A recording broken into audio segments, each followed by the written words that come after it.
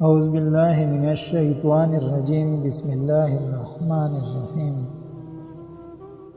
بنی اسرائیل کے اندر ایک بڑا ظالم بادشاہ تھا۔ طرح طرح کے ظلم اپنی تفریح کے لیے کرتا تھا اور کہے لگاتا تھا۔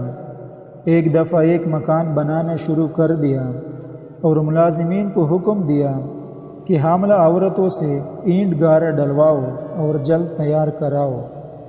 چنانچہ حاملہ عورتوں کو جمع کر دیا گیا۔ ایک عورت حاملہ ان میں ایسی بھی تھی جس کے دن بالکل پورے تھے۔ وہ وقت بھی آن پہنچا کہ جننے کا درد شروع ہوا۔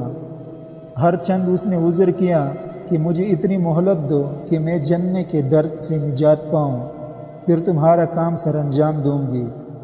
ظالم ملازموں نے نہ مانا بلکہ اس کو مارنا پیٹنا شروع کیا۔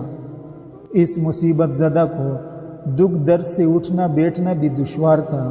مٹی اٹھا کر لے جانے کی سکت کہاں تھی۔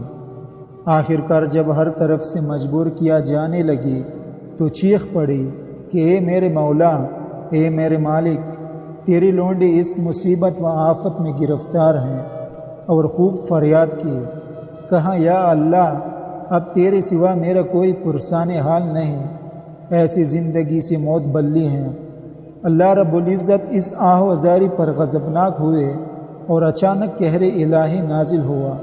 وہ ظالم بادشاہ اپنے دربار اور درباریوں سمیت زمین میں دس گیا۔ ناظرین کرام، خلاصۃ الکلام اس واقعہ کا یہ نکلا کہ کسی کا دل نہیں توڑنا چاہیے۔ گندے مذاق اور دل لگی کے ساتھ وہ مذاق حرام ہے جس کو وہ انسان برا منائے۔